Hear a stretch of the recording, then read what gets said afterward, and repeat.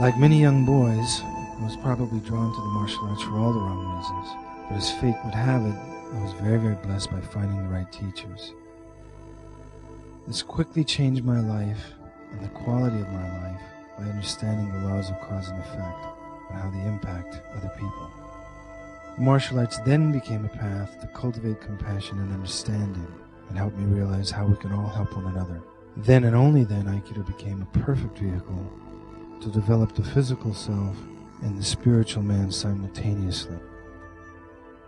I got to the point in my life where anyone I would meet, I would always look at them and understand that this person is my mother, my father, my brother, my sister, all my family.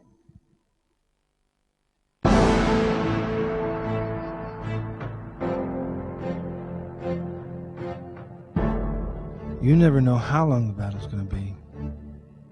You always have to be ready.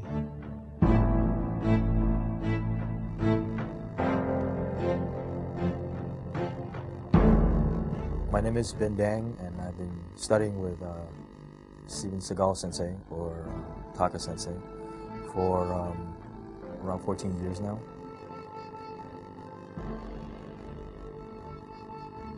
My name is Larry Reynosa, and I've been training with Sensei Steven Seagal since 1983. 名前は大久文康です。合気道はもう13年目になりますね。I discovered Seagal sensei in the late 70s in Japan. I went to Japan to find an Aikido teacher, and then I went and saw his dojo in Osaka, and I was thoroughly impressed. But I was a little concerned about the idea of coming 13,000 miles to study with an American. I was looking for practical, so ultimately I went back to Seagal sensei's Tenshin dojo. I'll never forget the first day I met him because he was wearing a plaid shirt, blue jeans, cowboy boots, and had very long sideburns. 名前は辻村美穂と申します。合気道歴は10年です。I had a friend, he said, "Oh, you got to go to Steven Seagal. He's this American guy who went to Japan and trained over there and got really high ranking, and he came back here and he has a school." My name's Garrett Green. I study Aikido for about the last 10 years. First impression, as I'm sure most people say, he's very big. He's very tall.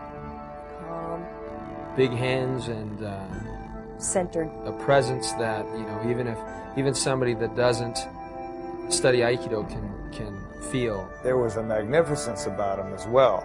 He was one of the first Anglos to be given credentials to teach Aikido in Japan. When he would walk in, he'd feel someone entered the room. When he spoke, when he shook your hand, when he looked into your eyes, there was an incredible truth there. And immediately I was interested.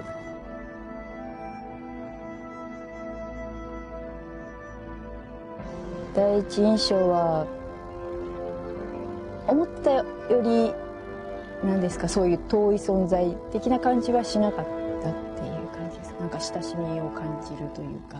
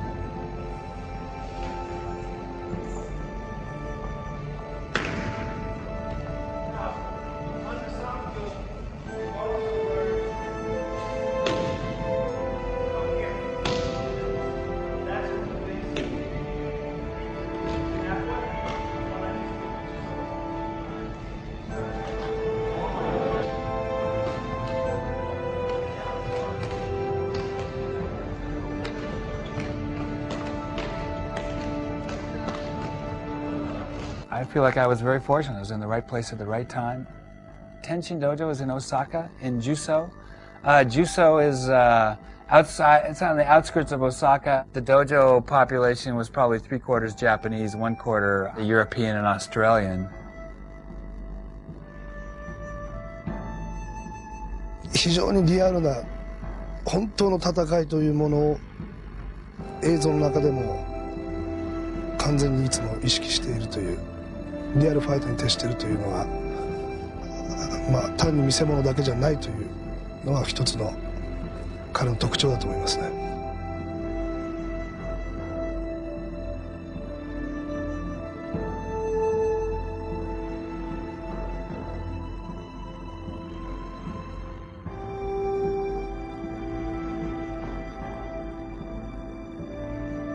Everybody seemed to respect each other, regardless of. That was the nice thing about Japan. There's a great deal of respect. It wasn't fun. It was in a lot of laughs. You know, a lot of times you'll go to dojo and there'll be people joking around, laughing, talking. Not a lot of talking. As soon as you heard Sensei's tread coming up the stairs, and it was easy to identify, you could tell that the level of attention and the level of seriousness changed. There was no more talking more. It was like everybody knew that they better pay attention. He did all the talking. I think that Sensei, you know, as an Anglo, I think that in order to be treated as an equal, my understanding is that he actually had to be better. I think that there were people that came in and challenged him.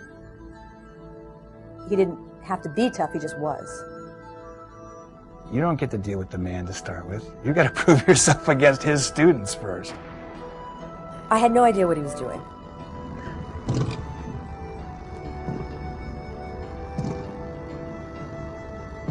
He's very fast.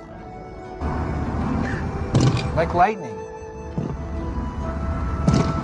You'd sit there and you'd watch him do a technique, and he did it so fast that I had no idea what he just did.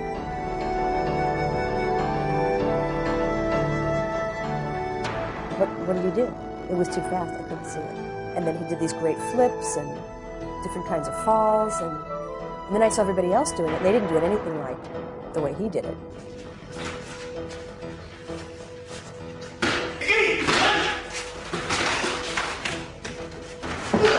Every move, every gesture, how he taught class, how he performed the techniques was powerful.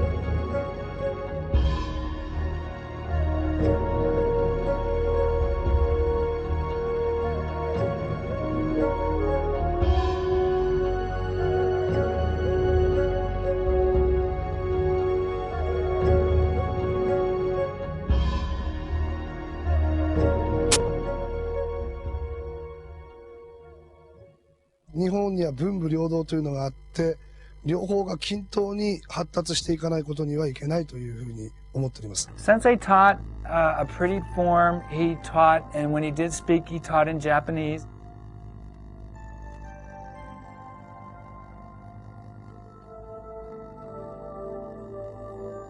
It was pretty technical.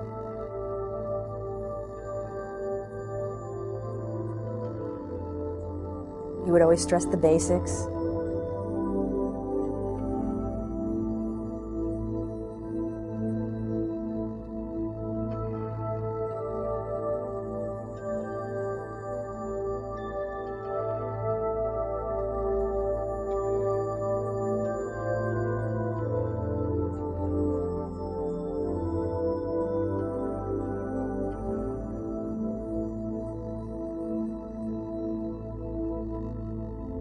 It was pretty detailed and it was pretty technical.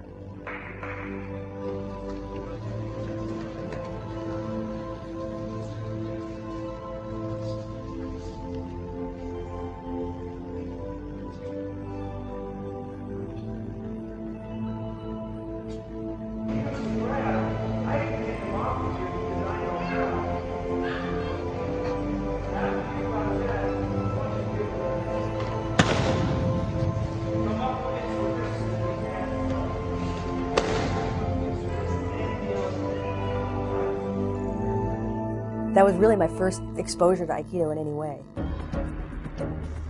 I was training with someone that was teaching a very practical Aikido form.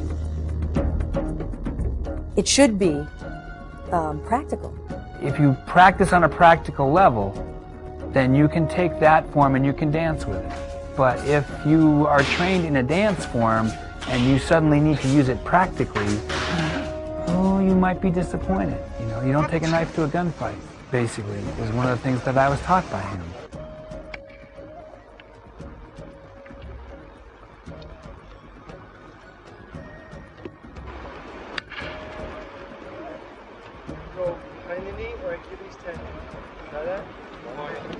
The major difference is that I saw where so many other people struggled to explain, to articulate Aikido. They really had a struggle with that because what they said and what they did didn't equate. I've heard this conversation many times. This is what you do if you get punched. And then to see the punch stop in front of the nose. Or this is what you do when you get hit from the side and then see this hit stop. And then this is what you do if you get choked, and yet I don't see people choking. So there was a real inconsistency in the teaching. I got with Taka Sensei, and all of a sudden he said, well, this is what you do if you get punched. And all of a sudden you would see that fist coming right at you and it'd go right at you. If you didn't move, you would get punched. That was the truth. That's something we could really relate to because, in fact, if we didn't move, we'd get punched. Sliding up the shoulders, sliding up the chest, like that. There we see that. Just coming up the chest. Steven Seagal's Aikido is more applicable to on-the-street applications.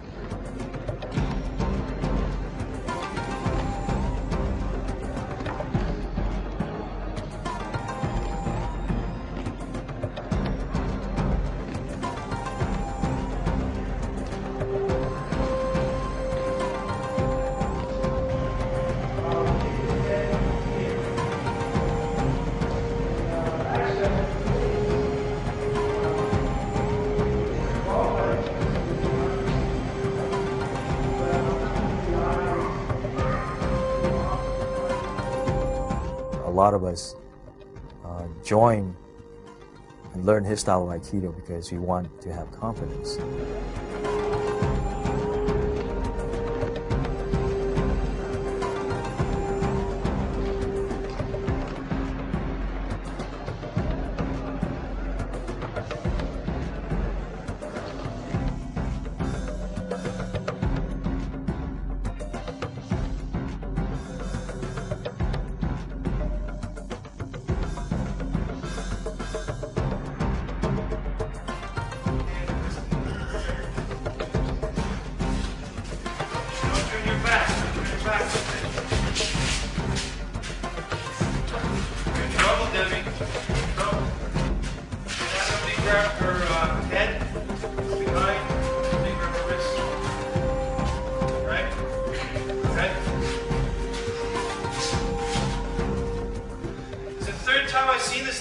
Turning the wrong direction, you're going to kill yourself. It's like saying, okay, I see a guillotine, I think I'll go stick my head in it. It's so easy the other way, Devin. Okay, let's try that again. You guys know these techniques.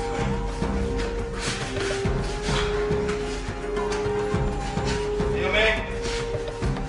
Okay, you don't grab the shoulder behind. I guess the Japanese word is kibishi, which really translates roughly as severe, and definitely Seagal Sensei's form is, you know, it's severe. Not severe in terms of people getting injured, but it is a form that works. Does this work? In a situation, if somebody comes and attacks you, would this work?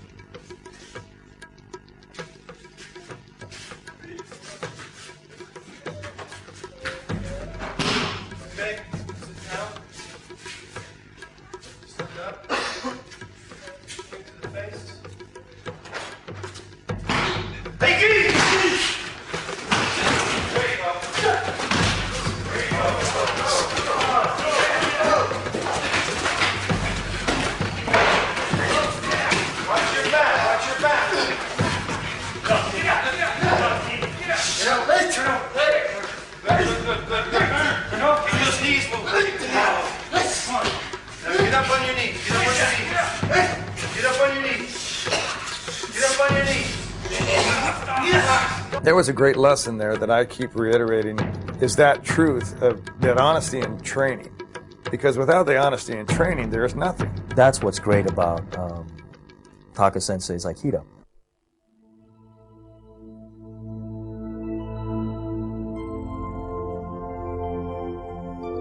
The image of him that I remember the most would be the way he would start class in front of the showman, and he would bow to the showman, turn around and bow to us. It was powerful. Not just a powerful image, but a powerful feeling. There's two levels where, Taka Sensei trains, and that's one with the beginner, and he's very kind, he's gentle, he's incredible.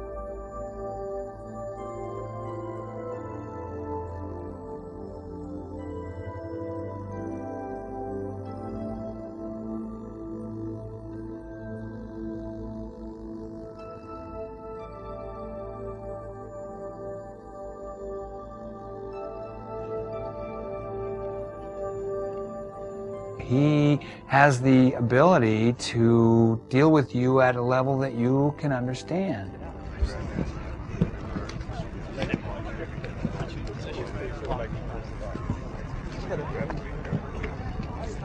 Okay? From here you can just throw him, do whatever you want. I had no experience with martial arts at all. Right here already. Feel it? Okay. So, I can teach.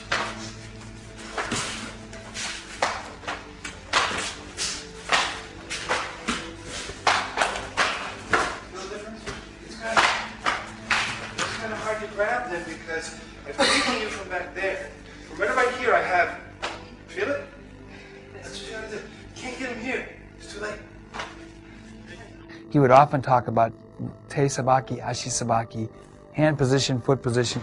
The reason why some of them are missing the fight, staying in front of the man, and trying to grab it, and never try to get grabbed is have to have a body position.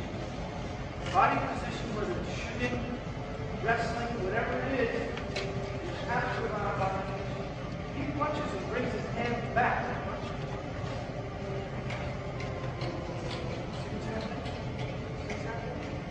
The idea is, I'm sitting here, I'll have a good time, I'm not even looking. Okay? You understand? The reason why I have it every time is because his hand is attached to the shoulder. And I get the shoulder every time. When he punches, every time I get the shoulder, right? That's all I want. That's all I need. He'd do the technique with you. He'd explain things about what you were doing wrong. He'll let you know about your openings. He'll let you know about your holds. Some classes, he didn't talk at all. He would just come in, do techniques, hi dozo, we'd get up and do them. Pay close attention to his hand movements.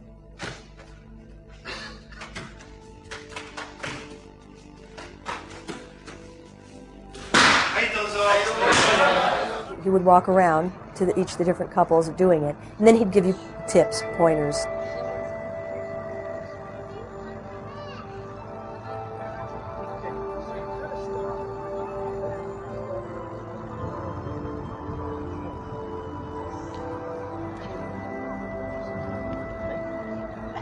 No, safest place is where? Behind. Or to the side.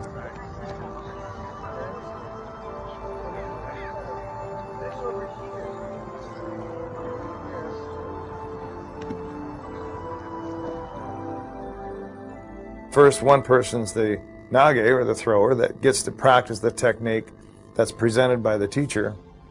And then, of course, the uke is the one that is on the receiving end, that gives that person the opportunity to train. Then they switch those roles. I got you. All right.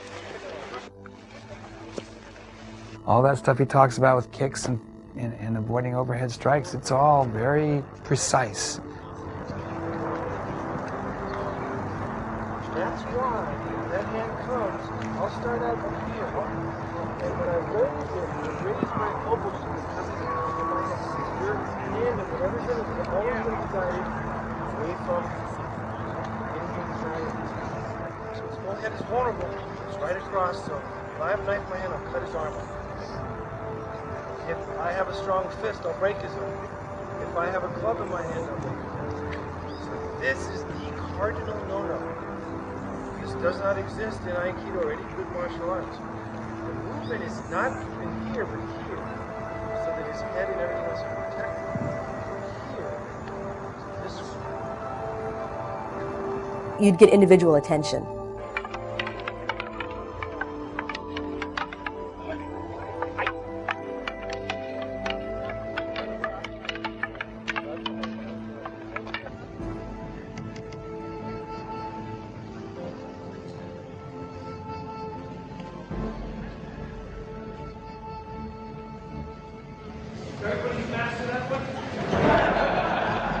That he was quite capable of doing is taking you just a notch beyond what you're capable of.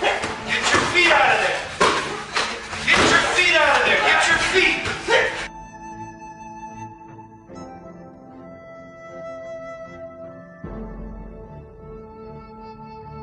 As my level of understanding climbs a notch, he has more notches.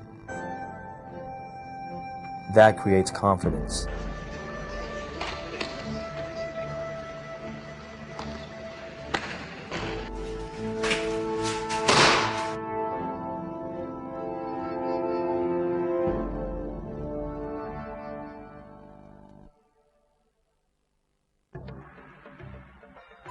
He always wanted you to do a lot of ukemi, and that's how you'd learn.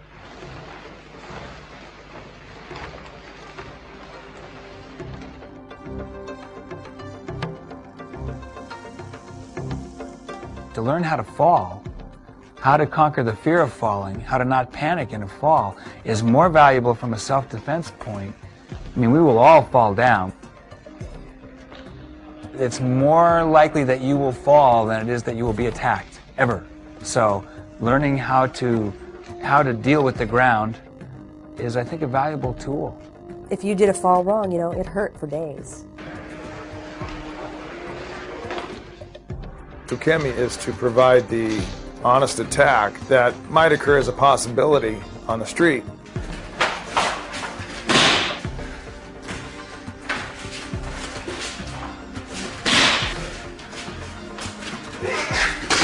We used a lot of tape in those days. The tatami were very hard, and that's where we trained. You learn a lot from taking the falls. Your ability to fall precedes your ability to throw. That means that you have to be on top of your ukemi. That means you got to be there, which is really what it's all about anyway.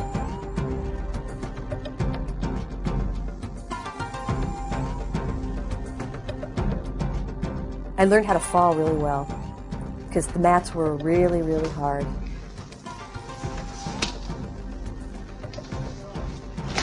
You know, when sensei calls you up to take ukemi, the hair on the back of your neck starts to raise a little bit. You're like, okay, you get inside this guy's reach, you better be paying attention. I have more than once been caught thinking that he was going one direction when he was going another. It can be downright painful.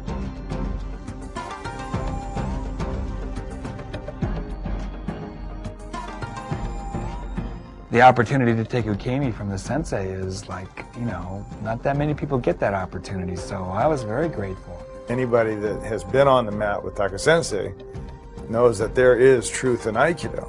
It's undeniably powerful, effective, and when you stand in the truth, sometimes that's brutal. He's yelled at me, yeah, definitely. This is the moment of truth. You get out of your car in the parking lot, you're sleeping in bed with your wife, and somebody comes in through the window. This is the time right now. And the guys who are up here are giving you permission to go for it. And if they can't take that, they can't be here. They won't be here. They'll go somewhere else. When you're absolutely out of gas and you can't breathe and he's yelling at you to get back up again, and and smacking you or throwing people on top of you or saying get him or you're up against the wall. Now you got your feet, the most important part. Now you got your feet. Turn over, and get on your knees and lift yourself up. Turn over. I'd rather suffer his anger than his indifference. There you go. Get up. Move. Put your pants. Hey, I'm in there.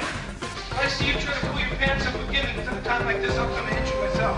That's where you feel the most love. It's weird because you feel bad when he yells at you, but it definitely came out of love. You know, I never felt he hates me. He's mad at me. He's not. There's nothing in it that you feel threatened by him. Okay, I don't know what happened to you, Sean. I don't know. Maybe I should draw a spot on you. See this spot, everybody? Everybody like this spot? Stay the away from me. What is this? Put them into the wall, not you. Get up there. I was more mad at myself for not being able to do what he wanted me to do. If you try not to like that, you're going to be in a lot of trouble. This guy's 5 from 1, and you're going right into it. I don't know why you're doing it. Try again. You just want to do it.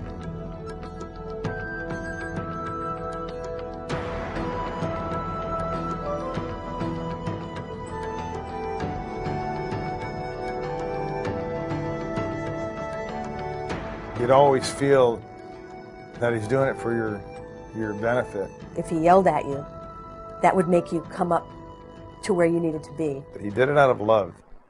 The best advice he ever gave me was to not be female. Don't think of yourself as less or weaker or not able to do the things that the guys are doing. Don't make that the reason that you can't do it. 一緒に練習する相手が男性の方なので、練習してる時にどうしても力で来られて悔しい思いをする時がたまにあるんですけれども、でも技をやっぱり自分なりにきちっと技をかけていけば男性が相手でも十分技になりますし、かえって男性にとってこんな私細いですし力なさそうなのにその女の子にこう技をかけられることに対してなんかかえって何かを感じるんじゃないかなと思います。I got yelled at. I got, slammed to the ground. I got injured, which all the guys did too.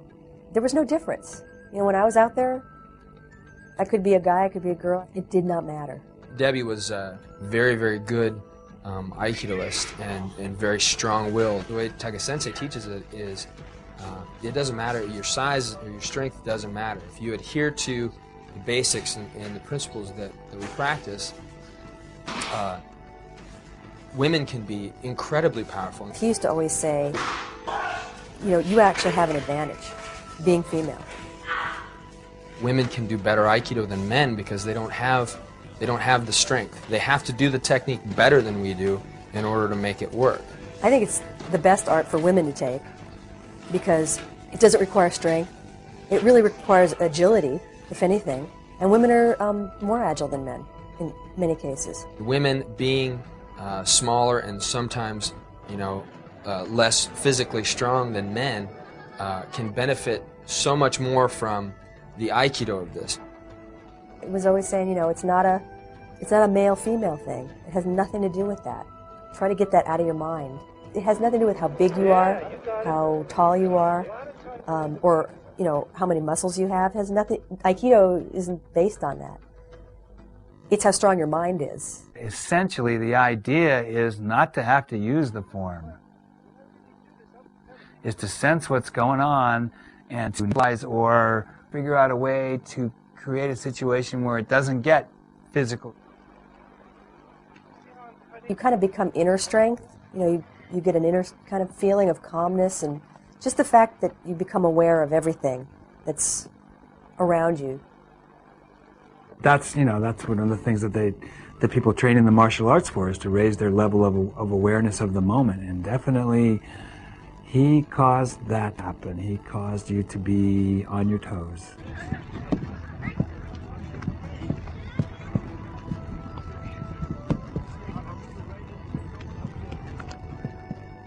One time, he was showing me something and I looked at him and he was getting frustrated with my inability to do it.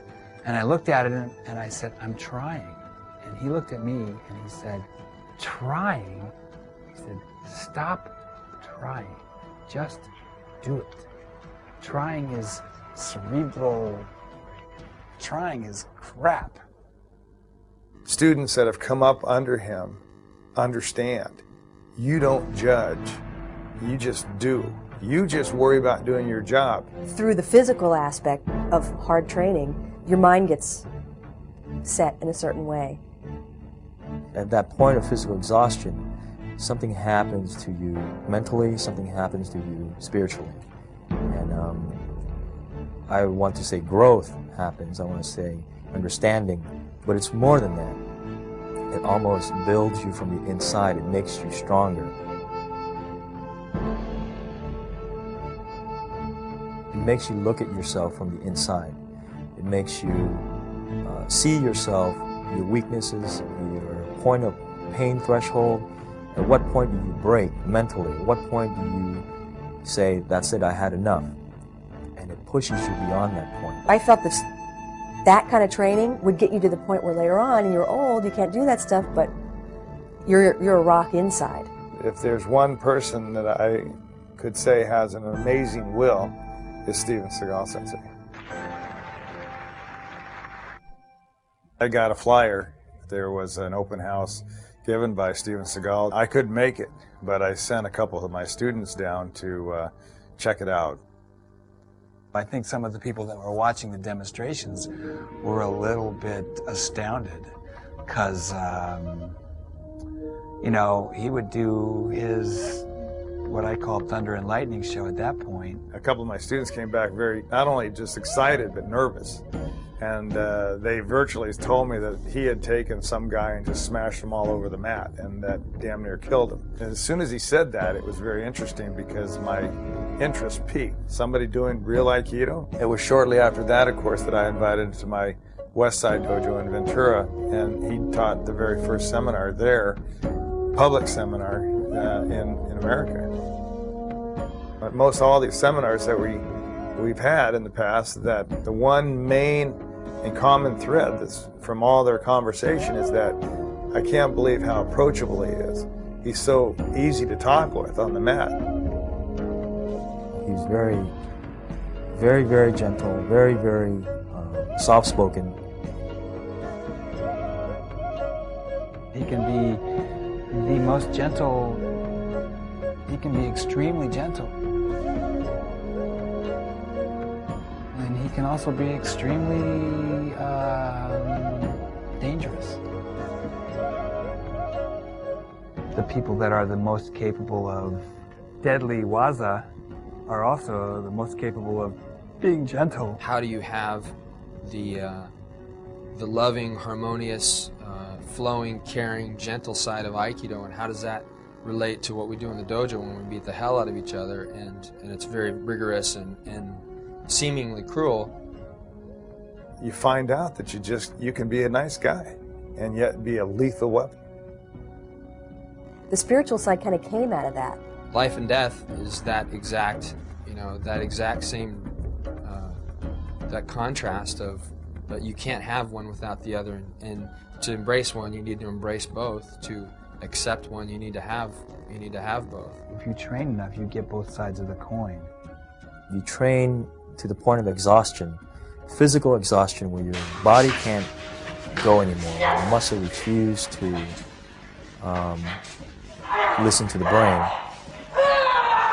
It was just about jumping in there and training as hard as you could, and he would take us till we just literally couldn't get up anymore. It was just a matter of tape up and get on the mat. It's beyond stamina. You need to be on your toes.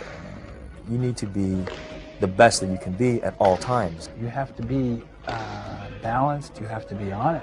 It's a constant process, and that's another thing, is you just realize the more you learn, the less you know. And each time you get a little bit closer, you realize how far you still got to go. The more talent you have, the more demanding it's going to be. There's a certain kind of trust and standard in anybody that's come up under him. He knows and expects excellence. He is not interested in compromise. He expects the best from you. He expects perfection from you.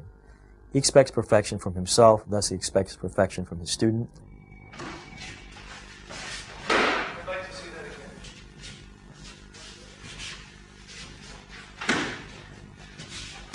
I'd like to see that one more time, one final time.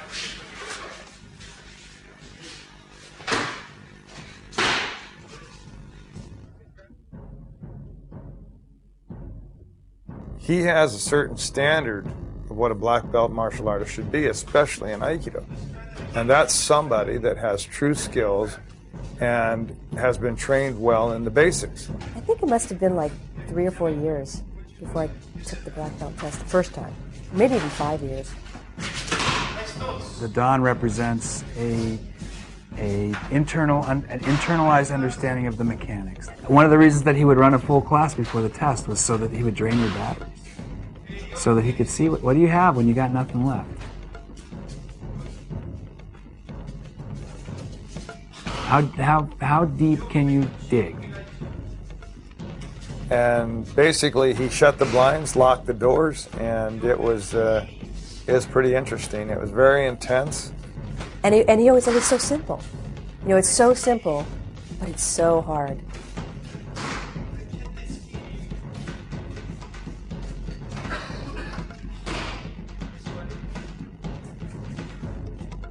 You know, I mean, I tested twice and didn't get it. So, and other people tested 2 and 3 and 4 times. So it wasn't an automatic thing.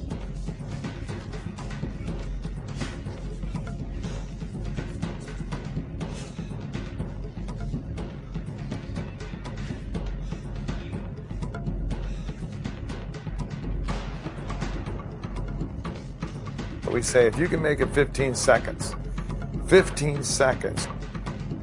And that's how, you know, intense these tests were. I have seen few people pass the test their first time. And in fact, I would go so far as to say that not passing the test your first time is part of the test. So you experience this little bit of a peace, the calm before the storm. Very peaceful up until the time where he says go.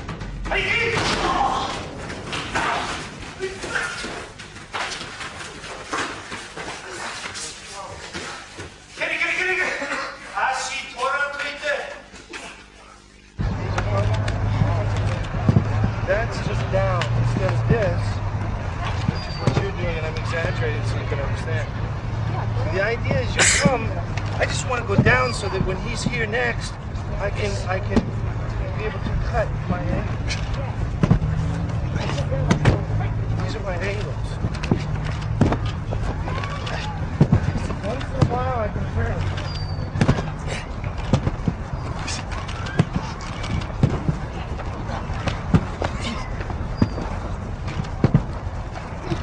See, I'll turn if I want to move.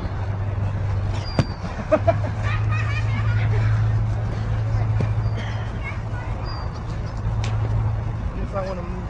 Oh, you're in the car?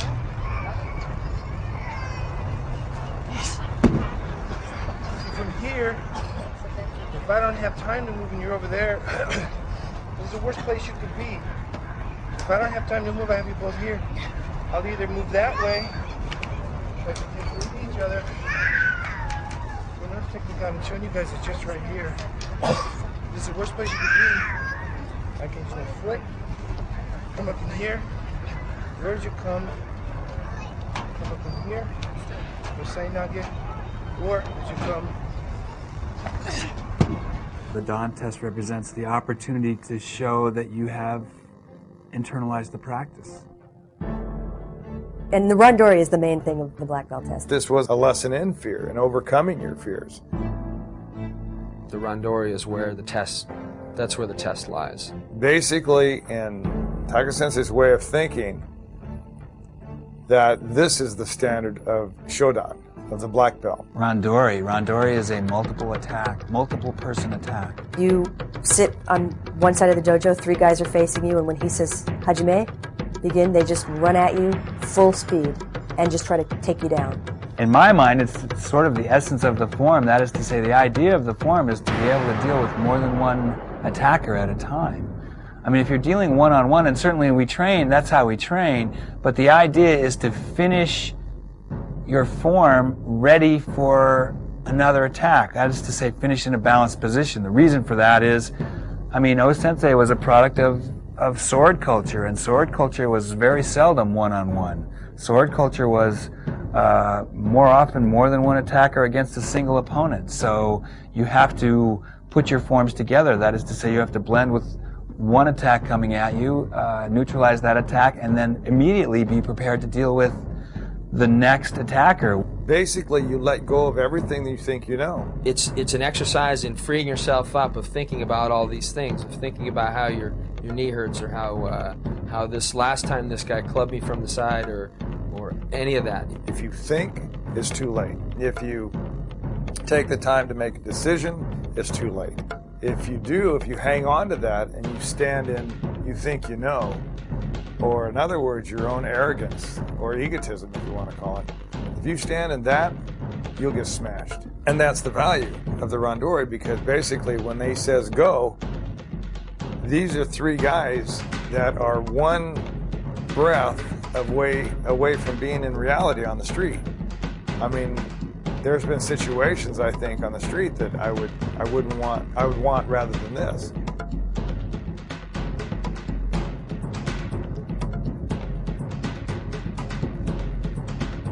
You can't be thinking fear, not fear, anything. Because any thought that goes through your head, it's immediately visible in your body, physically.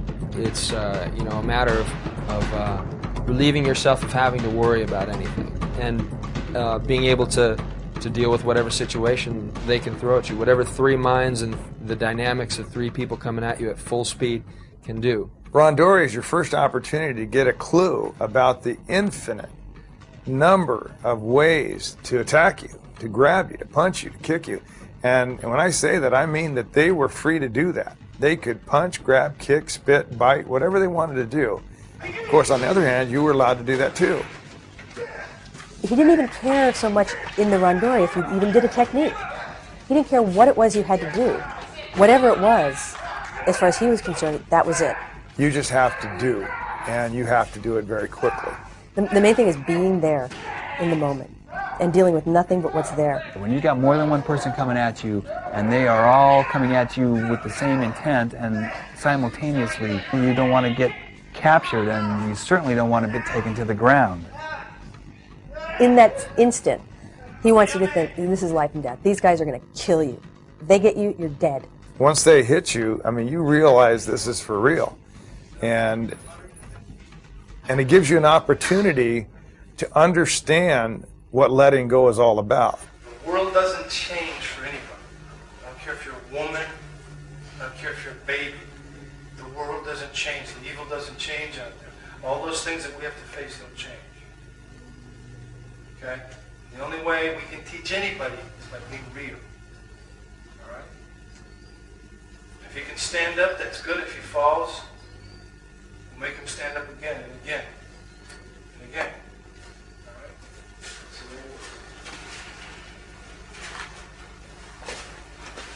there's no favorites in the dojo. There's no women. There's no men. There's no old people. There's no young people. You come up for showdown, everything's the same. Begin!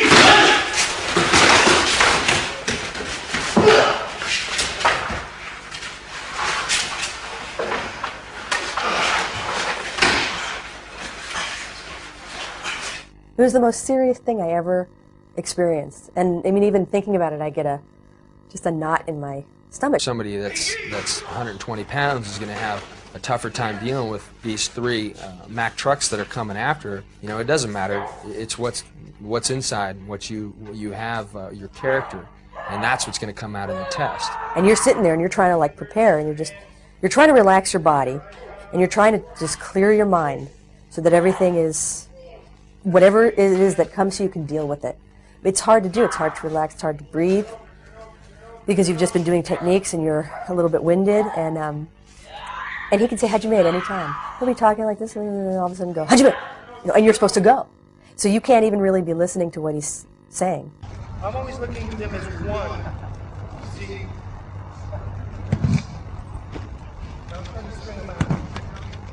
watching. And if I have to move, if I have to run, I'll stop and start. I'll come in here, make him think he's got me. Come this way.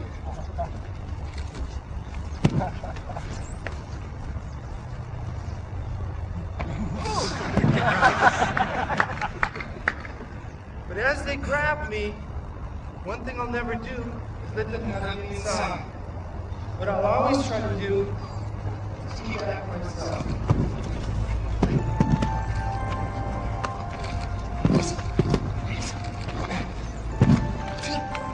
Going to the ground is not the option. That's not what he's looking for. You take the test and it's over in a second. If you could stay up, if you could control the three people, if you got to the point where he felt you were controlling those people, then you pass. I mean, that was it. You know, you went through the fire and you came out the other side. At the end of the day is that poor Matsuoka got his tooth knocked out and another got his shoulder separated, and I had gotten poked in the eye, and it was amazing. And we were all over that dojo. We had jumped over the office furniture. We had come under the student benches, and the chairs were knocked out of the way, and it was just incredible. As real as, you know, it could possibly get. It's hard. It's the hardest thing I ever did. Randori, the three-man attack, teaches you that with your will, you can make anything happen. It teaches you that no matter how bad a situation can get, it teaches you to face those situations with the right mental attitude, the right state of mind. When you have that mind, that in your mind that at any moment your life could end, but that you don't care. It wouldn't bother you if your life ended. You cannot be afraid to die, basically, is the mindset you have to have. The practice of Randori kind of allows you not to think about your limitations, and it allows you to go beyond where you thought you could go before. And that is, you know, what everybody needs to be successful anywhere. If you practice that philosophy of letting go and not limiting yourself in your real life, then you have no limitations. あくまで自分は小さいんだ、自分はあくまで宇宙の一つなんだというその非力さを知った時に本当の強さを感じると思います。 My life has been influenced a great deal by Taika Sensei's Aikido teachings. The not accepting your own limits. If somebody were to ask me what's the most valuable lesson I've ever learned from Steven Seagal, it's that it's possible to be the lessons of Aikido. 竹先生にお会いしてから、そうですね、なんか人間の内に秘める強さっていうのですか、そういうのを学びました。I was raised by him, so I feel that he is the source. Everything that he does is powerful. Mentor, master. Charismatic, loving, a great teacher. Warrior, he personifies that, in my mind, the spirit of a warrior. I'm inspired today by this man simply to become a better human being. He changed my life. My introduction to him and my training by him has changed my life. Show me what you got when you got nothing left. Show me what you got.